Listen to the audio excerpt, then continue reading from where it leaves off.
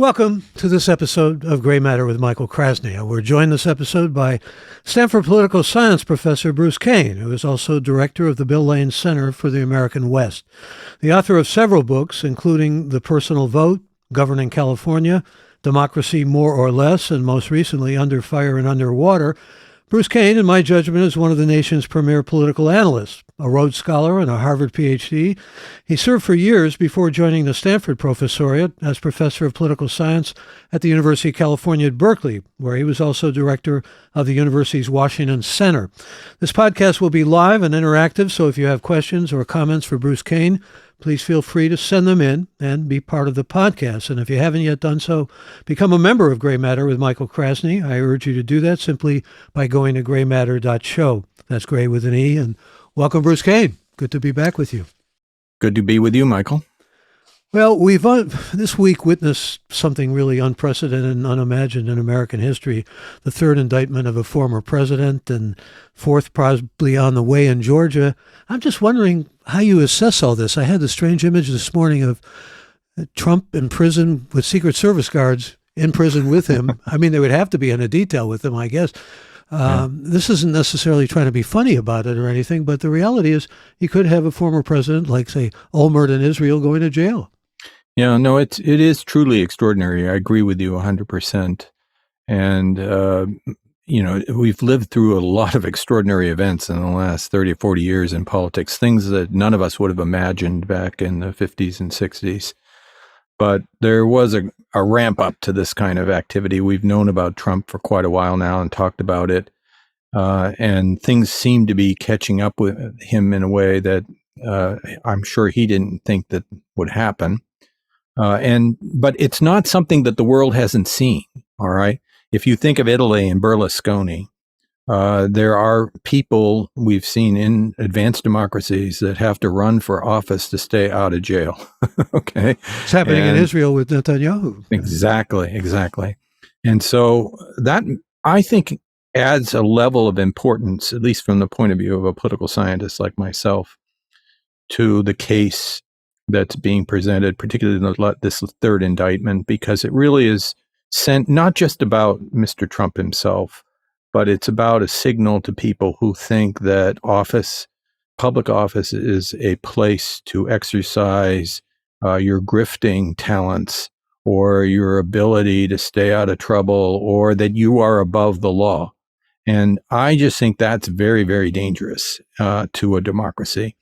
And it only adds to the cynicism, which I think makes possible this kind of behavior. So it's kind of like a terrible feedback cycle where, as you become more cynical, then you get people that are more cynical in office. And I think it not only is extraordinary, but it's incredibly important that signals be sent that this is not the way a democracy should be run.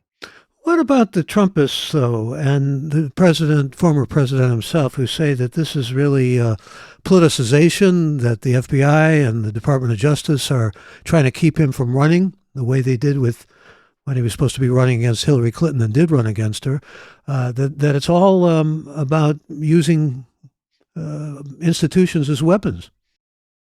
It's what you would expect him to say. And no doubt there are people, consultants and politicos on the Democratic side who are thinking of whether this is advantageous or not in terms of the politics. It's not obvious that it is, because it certainly is rallying the base of the Republican Party. So it's not obvious that this is even in the advantage of the Democrats.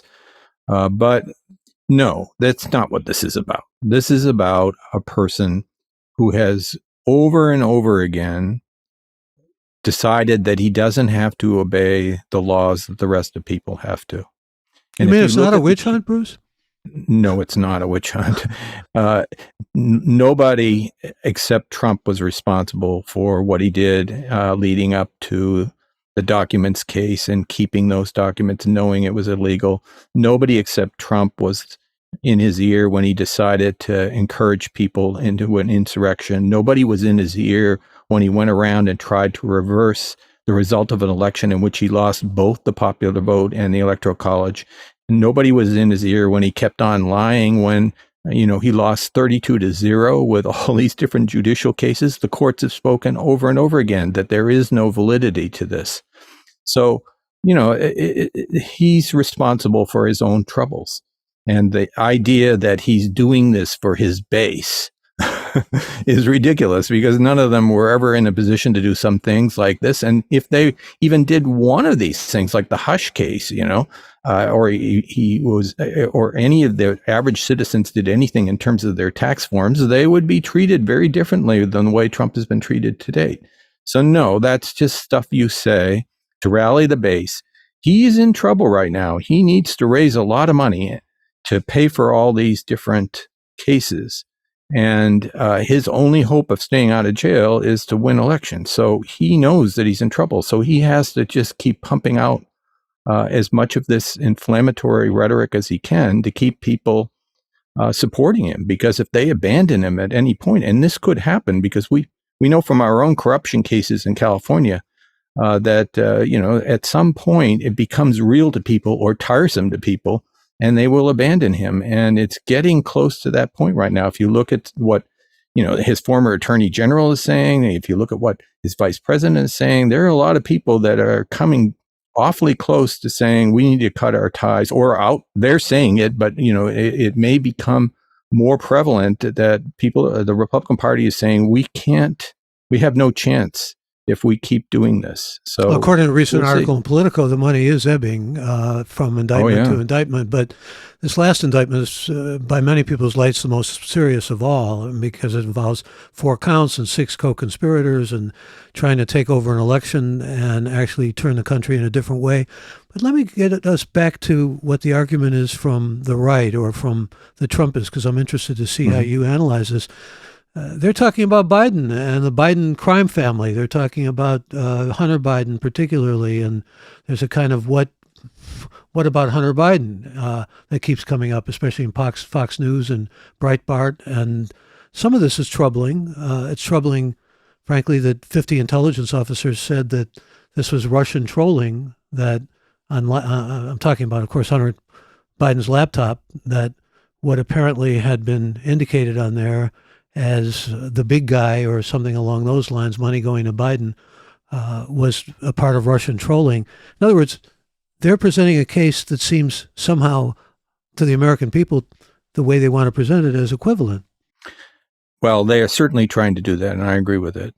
And I will also agree with what I think I heard in your comment, which is that this kind of behavior, which has been going on pretty much the whole time I've been watching politics over the last half century, which is the relatives of presidents trying to milk whatever relationship they have with their dad or their brothers, or their uncle or their brothers. Yeah.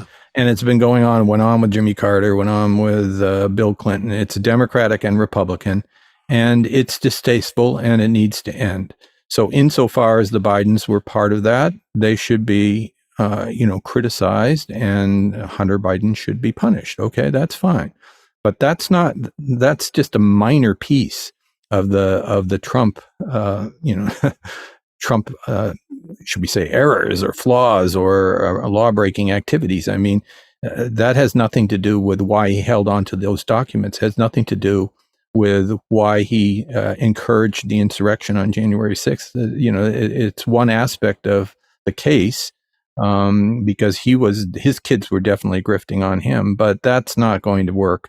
And when it was brought up, I noticed I watched a CNN clip, and I think it was Adam Kissinger, one of the former representatives, was asked about it, and he said that's laughable. And indeed, that's exactly what Barr and other people are saying. So if prominent Republicans are saying that's laughable, I think it undercuts. It means really this is intended, this language that Trump is using is intended for that 37% of the Republican Party that's the base, that's the immovable base that allows him to do whatever he wants.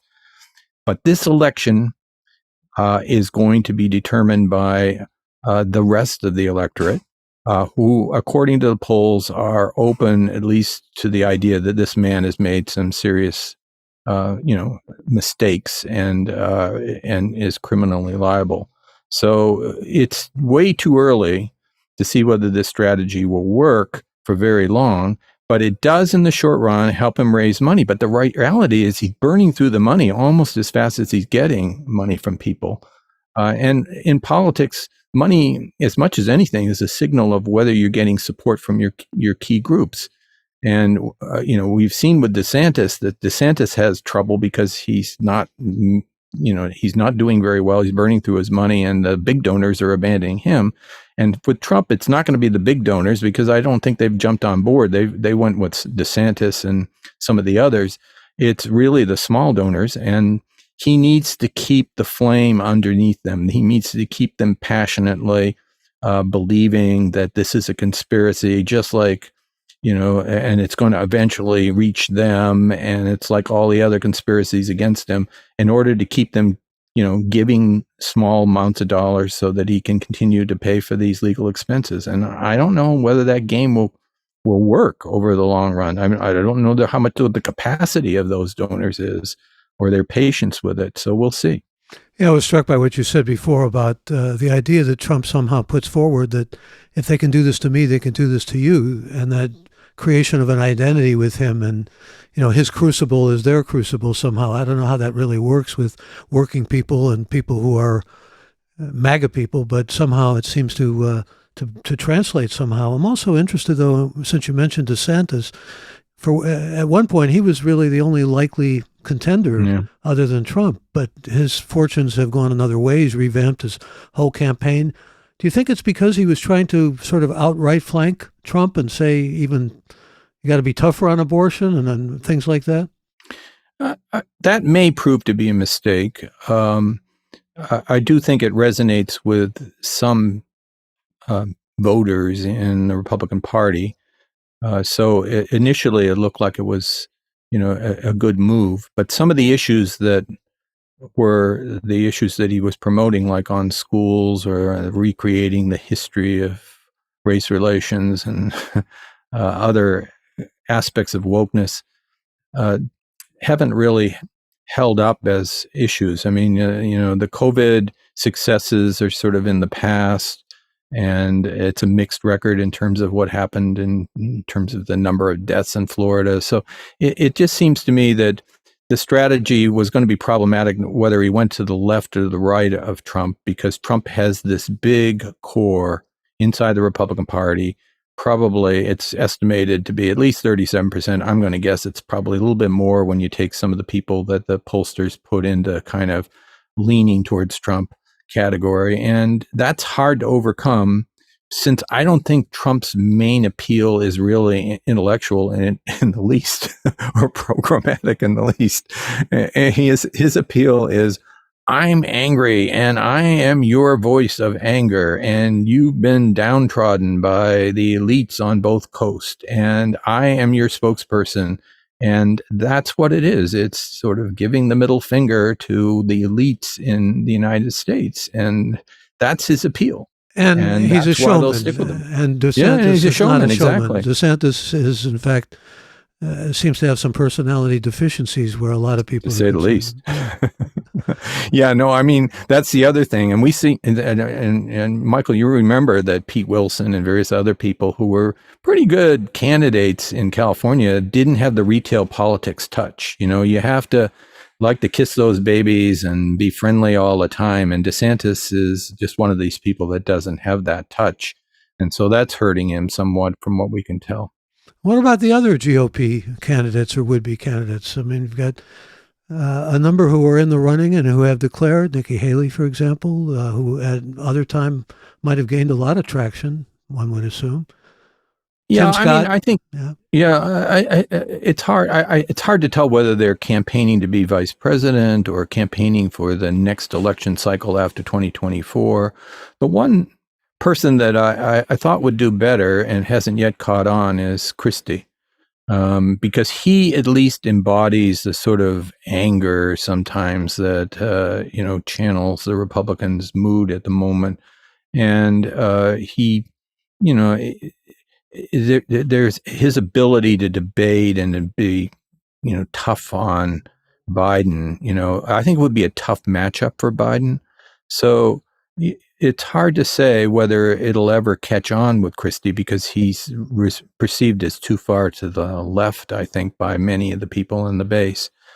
The others just, to me, I don't see them having a lane yet. Okay. Haley, maybe if Trump really does get into serious trouble and the party completely abandons him and he runs out of money and he cuts a deal, which I doubt he'd do. But if under those scenarios, then maybe people will take a look at Haley or Scott a little more closely. But at the moment, it just doesn't seem to me like they have a lane to run. And so I think if you had to bet right now, it's Trump's coronation because of the way the party dynamics are. I'm struck by Governor Sununu, though, of New Hampshire. The first primaries are going to be in Iowa and New Hampshire, saying, I don't think that we'll see a rerun between Biden and Trump. I think you're going to see other people running for the offices, both Democrat and Republican. I don't know where he comes up with that. Chris Sununu. Yeah, I don't either, because a lot of Republicans keep saying that. I run into this. I have friends that are Republicans, and they keep telling me that, RFK's son is going to overtake Biden. And I say, you got to stop smoking whatever you're smoking, because that's not going to happen. The Democratic Party already proved in the last election cycle that, whatever serious issues people have with Biden, and there are many, when it comes to it, Democratic voters will rally simply because Trump is so odious and the Republican Party has gone so far to the right. They're going to rally. And so the question is, the election always comes down to the independent voters in a small handful of states. And that's, this is the big change, Michael, in our lifetime. You used to be able to look at national polls and be able to predict the election. And that's not the way we should be doing it anymore. It should be, okay, the parties are too closely competitive. There are way too many independent voters to pay attention to these polls. The independent voters don't tune in until the fall, the fall of the election. So everything before that is just kind of noise, unless there's a crash of the economy. And so bottom line is, what are the declined state voters thinking? And at the time, a couple of years ago, Biden was really in serious trouble, largely because it looked like there was a series of mishaps. The economy wasn't doing very well. The Afghanistan decision wasn't doing very well. There were still resentments about the restrictions from COVID. It just looked like it was anybody but Biden would win. But a lot of that now has changed. The economy's improved, and the other sorts, the BIF, with the bipartisan infrastructure bill spending, is actually helping the economic recovery and is bringing projects into many different states. So that sort of anybody but the Democrats and Biden, I think, is waning, unless there's we suddenly go back into a serious economic crisis. So then it comes down to, well, how much will all these trials and their memory of January 6th, which Trump is definitely trying to keep, at the forefront, how much is really going to appeal to declined state voters? And to me, as a political scientist, this is kind of taking the temperature of how serious a problem do we have in terms of democracy in this country, because it seems to me that what happened in January 6th should preclude anybody ever thinking of voting for Trump again. You think it's likely that the Republicans in September will hold things up in terms of financing? That's the talk now already from the right. You mean another budget crisis? Yeah. Well, it'll, I don't see how that helps them, because if they're instigating it, they have to have a good cause, and I don't know what that good cause will be. If they've backed away from that, hasn't worked in the past, and it didn't work most recently. So I'm not sure why they would think that was a winning strategy, particularly if they're the ones initiating it and the economy's doing better. So yes, will they probably think about it? But, I don't see a lot of enthusiasm from the Republicans in the Senate. McConnell really wasn't interested in playing that game again. And at this point, a lot of people, Republican members of Congress, are thinking, what's this election mean for me?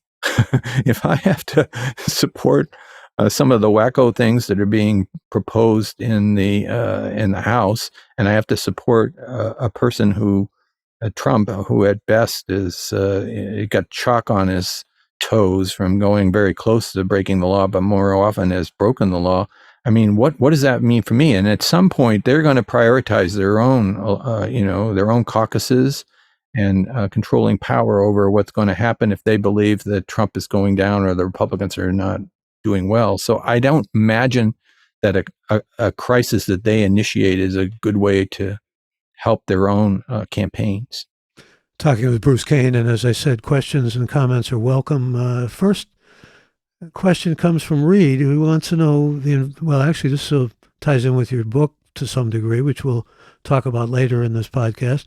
But he says the environmental costs of the Ukraine war and other conflicts are great. Do you hold hope that the human species will truly be able to confront climate change and save ourselves? Yes, I do in the long run. And the reason is that my office these days is located in the sciences, not the social sciences. And I can see that given enough time, we're going to be able to make some amazing technological innovations that will help us decarbonize the economy.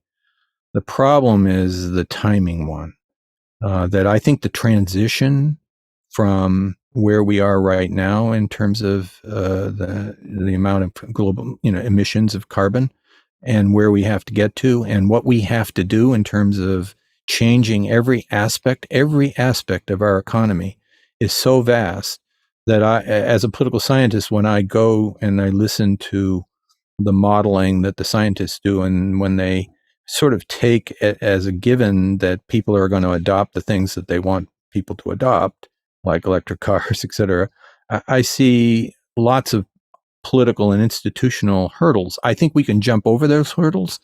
But what's scary is that the scientists believe that there are these tripping points where of irreversibility. They're not yet able to really put dates on them or to understand all of them. But there is this sense of urgency in the scientific community, which causes them to just, to obviously be concerned that we're not moving fast enough, even in a state like California, in terms of our ability to build out, green energy, or to start to get rid of our gas lines or transform or, change our transportation sector over and electrify it. All these things, we're not going fast enough, even in California, let alone the rest of the world. So in the short run, yes, I do despair that there's just so much hard work that has to be done. And I can't guarantee that we're going to do it in any kind of, or no one can guarantee, let alone me, of course, can guarantee that we're going to do it as quickly as we need to. And I think we're going to blow through the 1.5 degree increase pretty soon. And I doubt that, we're going to, I think it's just going to be very hard to hit the goals that the international community has set. But in the long run, I really do believe, because I see the things that are going on, the possibilities of green hydrogen, the possibilities of maybe small scale nuclear. There are things that are being discovered and thought about. And I think in the long run, we will probably find a way to decarbonize. But whether we do it in time or not is really the big question. Well, as you point out in your most recent book, the pace is too sluggish, and there's a lot of political fractionalism that makes that pace even worse. It slows it down even more. Yeah, exactly, Michael. And if you thought of the coincidence of the political climate and institutional situation we have, and the need to do the most difficult challenge, which is to reverse some of the pillars of the Industrial Revolution, do them at the same time. Could we have picked a worse time in American history to do this? No. And of course, the two feed back on one another, that, the pressure to do this is going to make the political tensions worse, and the political tensions make it very hard. And of course, one of the things that I point out in my book is that even if we get beyond the partisanship, it's not obvious to me that people, even in the Democratic circles, really understand what's being asked of them and will have the resources and will to do it. Whether it's getting rid of the trivial stuff like gas stoves, whether it's willingness to do the adaptation like the vegetation management that's necessary to keep houses from burning in the WUI areas, whether it's getting the charging stations in neighborhoods where people really don't want to see charging, big massive charging stations, level 3 charging stations, whether it's siting wind and energy sites anywhere near Marin or Sonoma or any of the wealthy counties. These are all the problems that we haven't even gotten to because we're so busy with the partisanship problems. But all of that in the short run is problematic. But you point out in your book that the West, you talk about beyond the 110th meridian here, that the West has more alternative sources of energy possibilities than any region in this country. Yeah. And again, that's why, if you ask me what time, at certain times of day, whether I'm optimistic or pessimistic, it depends upon what aspect I'm thinking about. And I think that the fact that we have excellent solar in the Southwest and that the Midwest has excellent wind and that, there are resources, hydro resources that we can use. When you put all these things together, there is reason to think that if we get our act together, we can do this. And particularly in the Southwest, we have real advantages in terms of the renewable resources that should make it easier for us to do that than some other areas of the country which really don't have the solar or wind that they can rely on. Well, you do point out that acid rain, for example, and the ozone layer and the closing, not the ozone layer, the ozone hole, closing that out do give hope. And those stories are instructive in positive ways. Yeah, they are. And I think one of the lessons of this, I think, is that the impact of extreme weather is going to have, I believe, an effect on people who are doubters. Okay, it's going to take a while, but you can already see it happening. And in some of the work that we've done here at Stanford, you see that people that have had to move and evacuate because of a fire, Republicans that had to actually evacuate or they got burned out, you can bet that that makes a difference in how they think about climate change. And what we're seeing are remarkable events across the country in terms of the record heat, in terms of the strength of the storms, of the hurricanes, in terms of the wildfire. And actually, they create storms too of smoke and embers and winds. So all of this is, I think you can see in the polling more and more Republicans saying, yes, there's climate change, but we're not so sure that it's mainly the effect of human activity. And that's still not where they have to be, but that's at least a movement from the past, which was, no, there is none. And the number of people, even in states like Texas and Arizona, we did some polling comparing California and Texas, Arizona.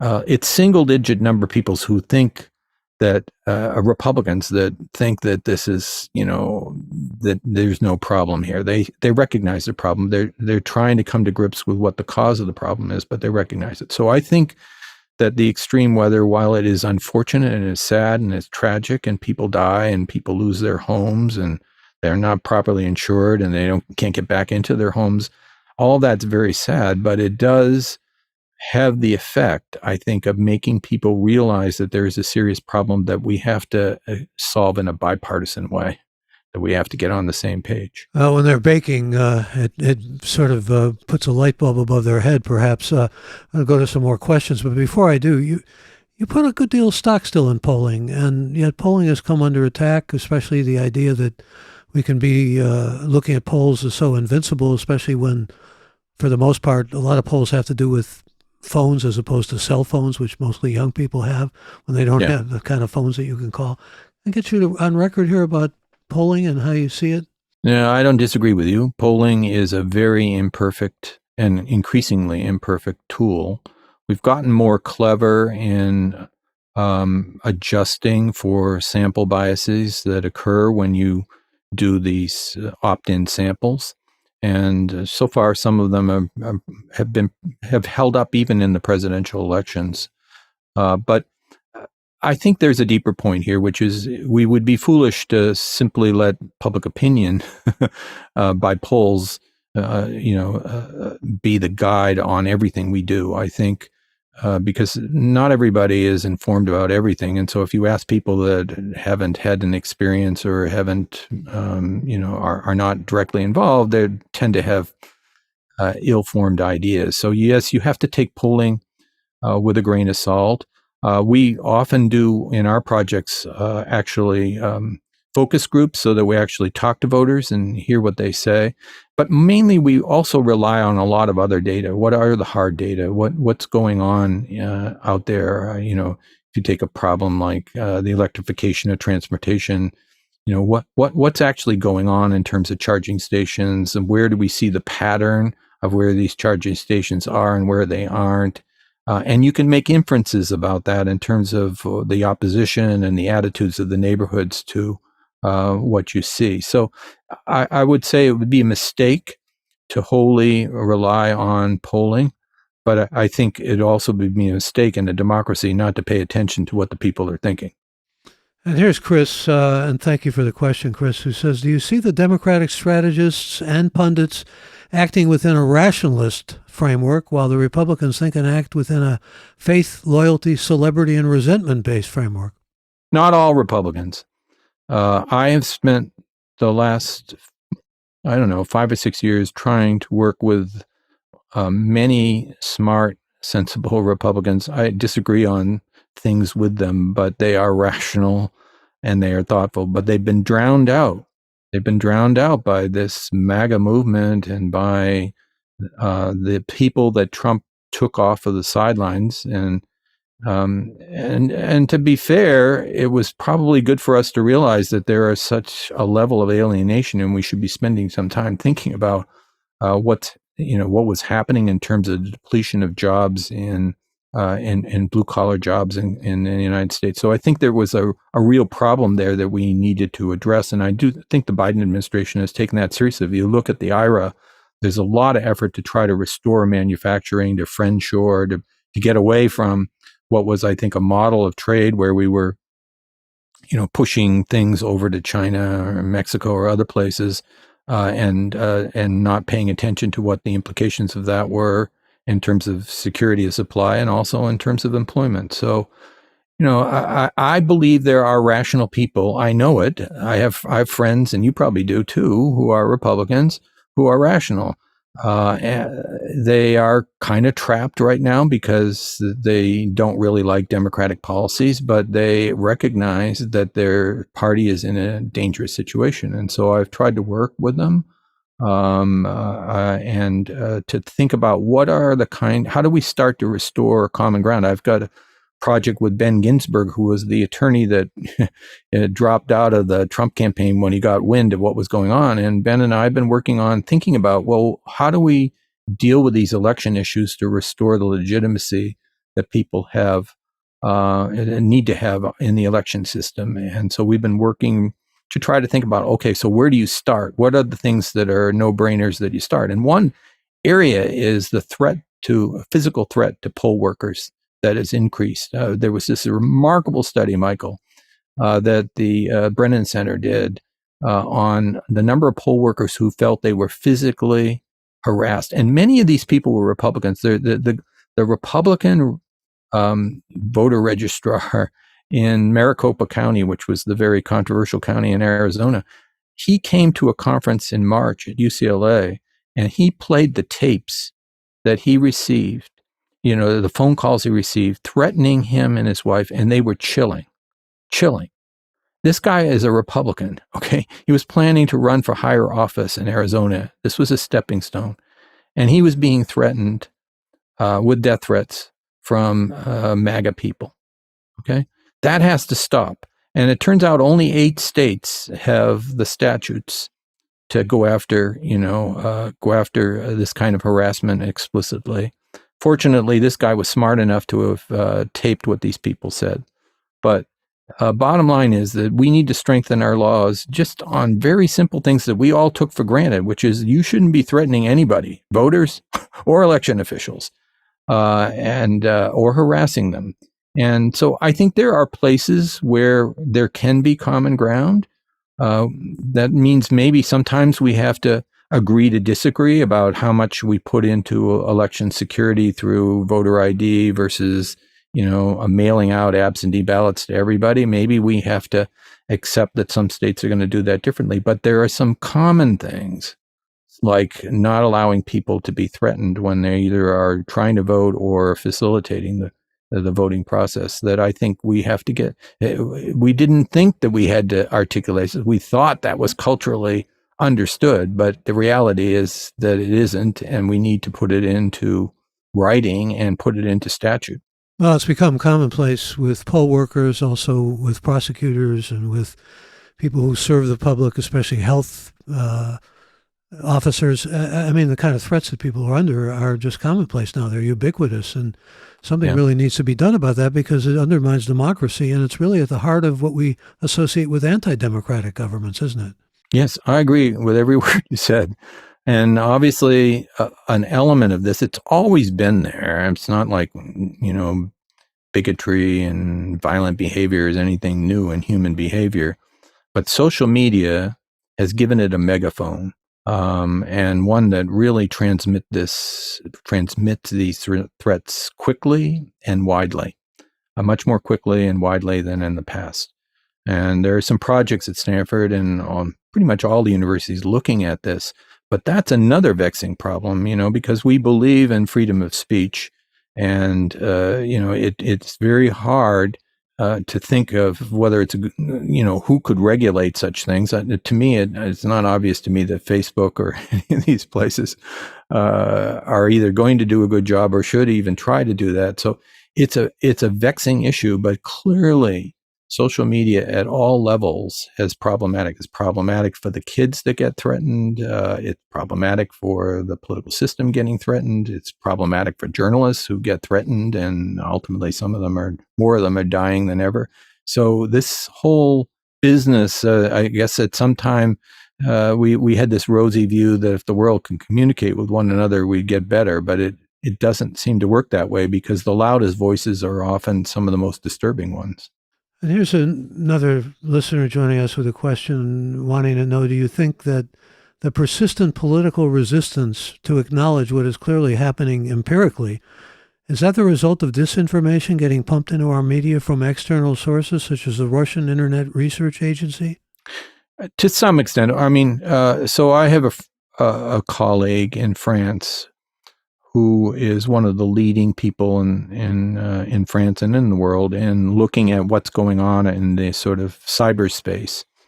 And they're able to track these websites.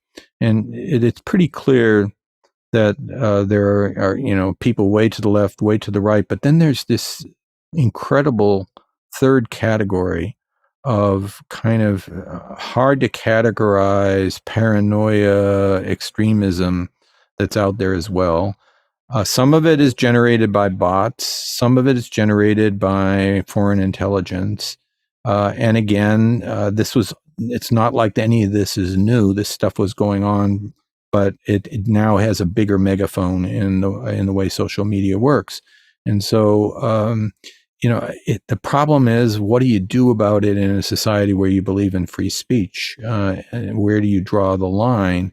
I mean, traditionally, we've drawn the line when the speech either provokes violence or hatred to some point.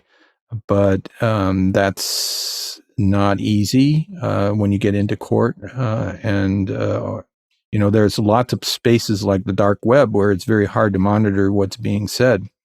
Facebook hired, thousands of people to try to mediate conversation, and that doesn't seem to have made a difference. So it's a real problem for us. It is a real problem for us. And I think artificial intelligence is just going to exacerbate those problems, probably.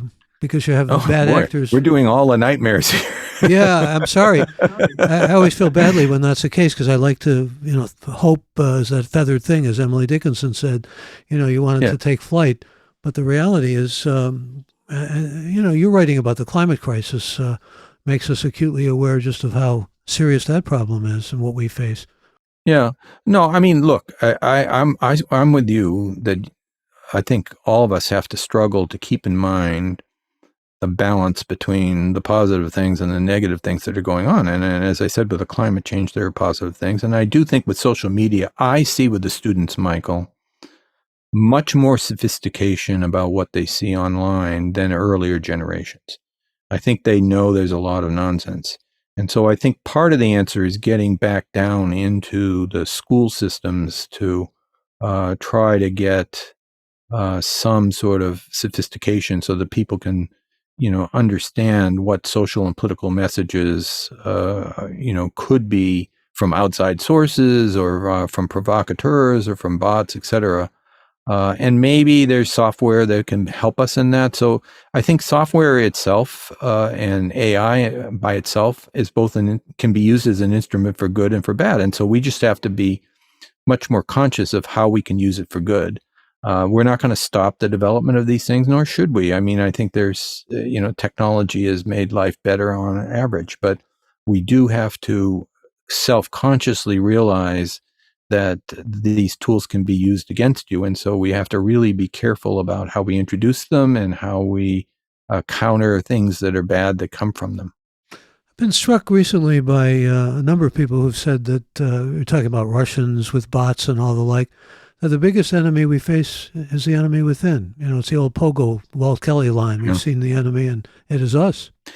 Yeah. And part of it is that, that it turns out that my TAs tell me that they can always tell when ChatGPT is being used to write an essay. Okay, so it turns out that just as a sophisticated wine drinker can distinguish between good and cheap wine, it turns out that sophisticated young people that actually know quite a bit about the internet can spot people that are cheating with ChatGPT. And, I do think that part of it is that people do adjust to, the way they operate into the conditions of the world. And so some of us that are older, aren't as capable of doing that. And we know that the internet tends to exploit older people. So I do take some hope that people do seem to pick up a sophistication, but I think the schools could be more helpful in fixing that. Yeah, great. And another question, apropos what we're talking about with hope. You think that our climate deteriorating too far will ultimately cause people to get over their partisan differences? What do you see in human and political nature that gives us hope or despair? Yeah, I don't think it'll help them get over their partisan differences generally, because the reality is that while we can be on the same page with respect to facts, we're not always going to be on the same page with respect to values or, goals, etc. And we have to accept, and that's a premise of American democracy, we have to accept that there are going to be differences, and we have to find institutional incentives to get people to compromise those differences. Now, we happen to live in an era, and there have been other eras like this, where compromise and conciliation and deliberation leading to consensus is regarded as kind of a wimpy, boring activity. But I think we're going to rediscover 18th century truths and get over our 19th century impulses.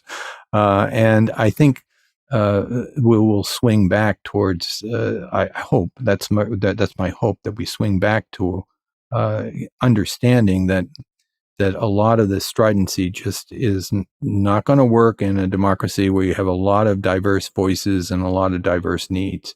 And, the climate issue is, there are serious trade-offs that we have to think about. How quickly do we decarbonize if it means that countries like India and China and Africa need to industrialize. They haven't finished industrializing. It's all well and good for us to industrialize, deindustrialize, and decarbonize. But what do we say to the countries that aren't right now enjoying, the luxuries of industrialization? And I think that means that some of I see a rigidity out there about possible intermediate solutions. I see a rigidity in the government. I see rigidity in some of the liberal groups about this. So, we did, for example, change our mind on nuclear. We were going to close Diablo Canyon, which was 9% of our energy for the state.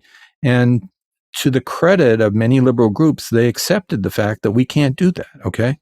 And we need to go back to carbon capture. We have to understand that there are probably in the transition period countries that need to continue to use coal. It can't be a religious tenet that nobody can use coal. What we need to do is look at carbon capture techniques that take the CO2 and turn it into some, harder product that could be buried somewhere. Or, again, we have to find intermediate solutions. We can't just sort of bury our head in the sand and say, and it creates problems in the last COP. Okay. The last international meeting on this, it basically stalled out because a lot of the developing countries were saying, well, wait a minute, you guys have contributed to all of this over many, many years. And so if you look at the cumulative amount of greenhouse gas, the United States and Europe are far more responsible for the problem that we have than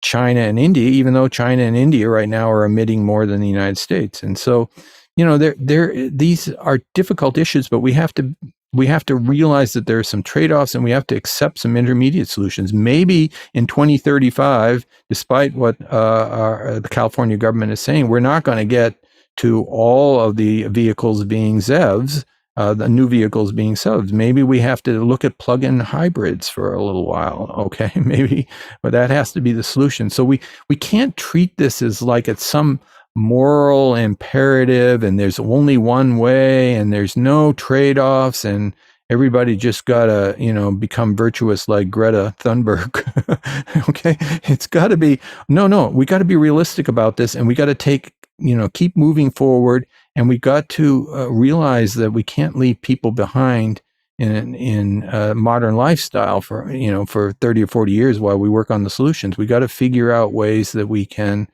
both reduce emissions and let them continue to industrialize. So well, you're bringing me back to my first civics class with Ernie Roach, who said politics is about compromise, and getting things done is about compromise. Has to be. Yeah, and believe me, this has been a problem on the campuses. The willingness to listen to the other side, especially when they're being provoked, and treating it in a civil way, and trying to figure out solutions rather than retreating into your bubble and retreating into your own self-righteousness. Even though, there are many times in life when you just have to say, okay, well, we gotta settle for second best and keep on pushing. But, if everybody just retreats to the extremes, the whole society stalls out. The institutional design of American politics is that if we can't come to a sufficient level of agreement, nothing happens. So the Congress gets divided.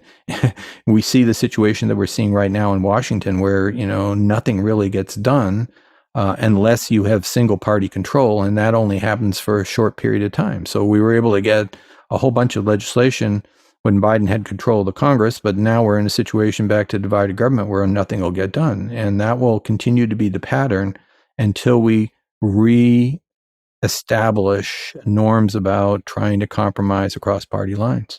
Well, I think you hit on something particularly important when you were talking about the fact that social media contributes to. I was just reading, for example, Marjorie Taylor Greene making some statement. I mean, that's an extreme example, perhaps in many people's minds, but making a statement that Jack Smith was only going after Republicans. And the fact of the matter is that Jack Smith, even though he was a Democrat, went after Robert Menendez, as I'm sure you're aware, went after also a couple of other major Democrats. and he wasn't successful in prosecuting Edwards, for example, but nevertheless went after him as well. So there's that, and Sheldon Silver in New York. I mean, there's that record that go, but the facts don't seem to matter. In fact, this goes to another question from Jeff in Miami, who says, how do we get back to the mindset of compromise when the reality of social media and 24-hour news cycles is that conflict and outrage is good for candidate fundraising and voter turnout? Yeah, no, I mean, look, it's a real challenge, and far be it from me to say that I've got the solution to everything, but I do think that one aspect of that is rethinking civics education at K through 12 level. Right now, civics education, insofar as it exists, and it doesn't really exist, but insofar as it does, it's a lot of memorizing of dates and, of history, and that's important. But what we really need to do is work on civics as the practice of democracy. And so what we should be doing is having an imaginative curriculum with 3D virtual reality and gaming where you win points by trying to find a solution to a problem and you lose the game when you don't. Okay. and you could get a lot of kids to do that and they would get into the practice of doing, and it might not even help. It might not only help with democracy, it might help with marriages and various friendships, etc. Learning the skill of trying to figure out compromise. But I think you have to start with the education system and the habits that people develop very early on. Now, that's not an immediate solution. The immediate solution, alas, is just lots of little things that we try to do. Fishkin has been working, Jim Fishkin at our campus has worked on these deliberative polls, and there's some evidence that can work in certain situations. And certainly there are states where the governors are more pragmatic. And so it looks like the habits of compromise and pragmatism are a little stronger at the state and local level than they are at the federal level. So maybe it's not a bad idea to let more of these decisions be worked out at the state level. I don't know. It's going to be a bunch of little things in the long run. It's going to be education in the long run that gets to the K through 12. That's what I think it's going to take to get some of these habits reinstilled. Well, here's Reed from Santa Rosa who wants to know, has Professor Cain found any inspiration and hope from current literature? Current literature? If he means fiction, then Professor Cain has to admit that he doesn't read much fiction these days. He reads a lot of nonfiction. So I would have to say I don't know whether there is a literature out there that's helping people think about that. But that could be helpful, certainly. But my sense is that's not what's going on in terms of the trends in fiction. But you, Michael, would be a better person to answer that question than me. Current fiction does not necessarily offer us beacons of hope, although Barbara Kingsolver has made it her own almost personal commitment to not only support those kind of writers who offer at least political solutions or political consciousness raising, but puts it in her own work. So there's a writer certainly to reckon with right there. Let me get back to politics, though, and what's presently going on. Do you think Garland waited too long? That's been the criticism. I'm talking about Merrick Garland, of course. Yeah, no, I understand the question. I think that both the Biden administration, Garland, I think they're really trying to keep the appearance of hands off as much as possible. Now, that will never convince the Republican hardcore, but remember, the election isn't going to be determined by them. It's going to be determined in about 8 states by decline to state voters. So I think you don't want to feed the ad machine with statements that make it appear that fit the image that this is all part of the conspiracy against middle America. And so I think waiting, allowing this process to sort of unfold the way it has, I think it was the best that the Democrats could do. It's still going to be in the minds of many people that this is somehow all a Democratic conspiracy. But you certainly don't want to say something that's going to be appear in 30-second ads throughout the whole country that really sort of caricatures the whole process that way. So no, I think the slowness of it. The only reason you might regret that is if in fact none of these things gets to trial before the election, and then and then Trump gets elected, and he basically pardons himself and every other rogue that was involved in all these conspiracies, and then of course you can second guess the timing of all this. But I think it's a hard call, and I think that the Democratic Party probably did the right thing with the timing that it pursued. You were talking before about the undermining of belief and confidence in the election process, and that certainly has happened and happened in ways that are very disturbing. But there's sort of a new kind of interpretation of what happened. You don't hear that as much now as you hear, well, it wasn't maybe a conspiracy because all those judicial things failed in terms of showing that the election was somehow stolen.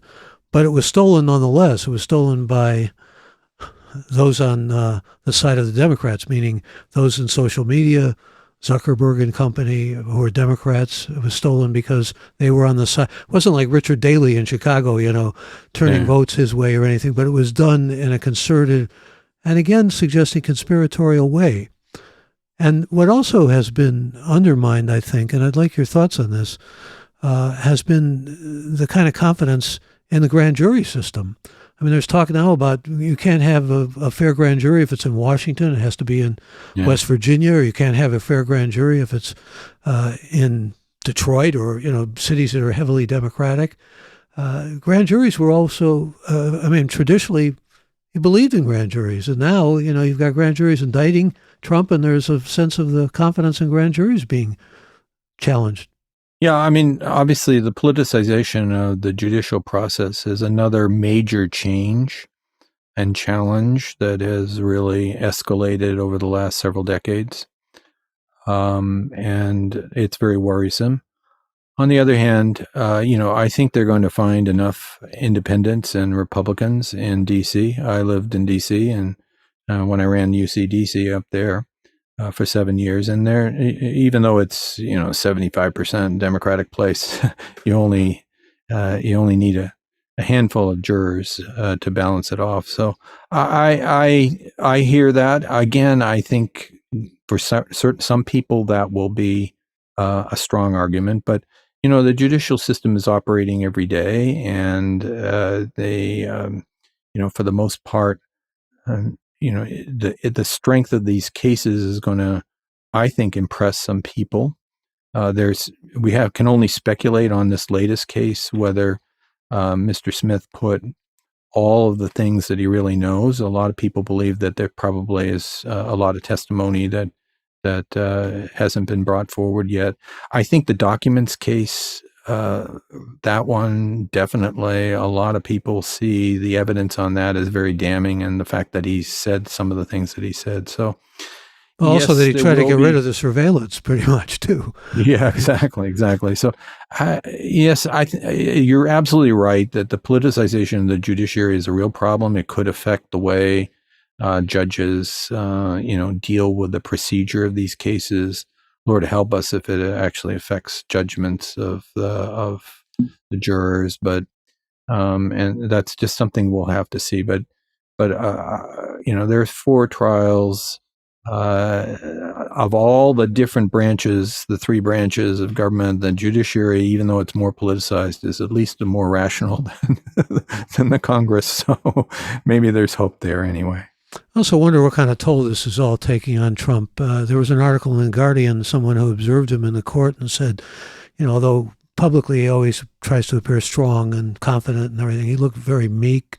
He looked certainly piqued and disturbed when the judge referred to him as Mr. Trump and not Mr. President. And let me get a couple more quick questions in here, though. One from Mexico City says, how can we improve civic education when the educational institutions are being hijacked? I'm not sure what Juan means by that hijacking, but there's concern there. Well, I mean, look, educational institutions are not perfect, okay? We have our own struggles with keeping balance and civility um, in place. And when you get down into schools, teachers have their own views, et cetera. So some of the polarization in society infects, obviously, the polarization of teachers as well. So the enterprise of trying to get us back into a more rational discourse where people are being civic. It's a tough challenge, but I think it can be done, and I think there's a way to set up a curriculum. I think the emphasis has to be on getting the sensible people on the left and the right together, and standing up and making a statement for creating such a curriculum and really working on establishing common ground. And I think there's enough of people in both the parties that can do that. So that's where you start. And yes, it is problematic that in elite schools, many of the faculty are highly liberal. But the reality is that if you get into the engineering and sciences faculty, you find that there are many that aren't. And if you get down from the most elite schools, you find much more balance. And so I do think the universities will also be able to make some changes to try to, be at the forefront of trying to have rational conversation about public affairs. Well, here's a big question from Colin. It says, if you could be king for a day, what other changes to our system would you make to address the difficulties you've mentioned? Well, first of all, we got to get rid of the Electoral College. I, like a lot of people in my generation, I didn't see this as being problematic throughout most of the 20th century. But, we've basically every election now is completely driven by the dynamics of the Electoral College, and that's got to go. Okay. There are a lot of things that you could do that haven't yet permeated the public consciousness, but ranked choice voting is a favorite at Stanford. Not so much because it's going to change the outcomes of elections, but it A, gives people more choices, and B, incentivizes people not to insult each other. Okay, so if I want to get ranked choice voting works, everybody ranks their votes. And if I want to get if I want to get your vote and you support a different candidate, I'm going to be nicer to your candidate, because if your candidate drops out, I get that vote. And so ranked choice vote actually does incentivize consultants and candidates to be nicer to one another. And I think we could use that. There are little things that you can do, but ultimately this is a cultural thing that we have to attack very deeply. And that's why I say education. There's a role for religion here. There's a role for, people in the journalism world. All of us have to get on the same page to think of the values that essentially were created for American democracy, which is the Madisonian premise that, yes, factionalism can be a real problem, and we have to work very hard to create a situation where there aren't permanent winners and losers, and where we actually do try to compromise and make progress. Always welcome, and I'm grateful for your sense and sensibility. In fact, here's Chris from Tempe, Arizona. Good way to conclude. Who says, Bruce is a brilliant, humble, and even-handed explainer of why the monkey wrench in our system makes us feel as it does. A diagnostician, not a hasty surgeon. Thank you. And let me thank you, Bruce. Always great to talk to you. And thanks to all of you who heard this episode of Gray Matter with Michael Krasny live, or will be hearing it recorded on Apple or Spotify or at graymatter.show. And please, if you haven't already done so, feel free to join our growing community and become a member of Gray Matter with Michael Krasny by going to graymatter.show. That's Gray with an E. My thanks and appreciation to our Gray Matter with Michael Krasny team, Alex, Shannon, Colin, Chad, and Jeff, and to this episode's special guest, Bruce Cain. I'm Michael Krasny. Bandwidth for Gray Matter is provided by CashFly at CACHEFLY.com.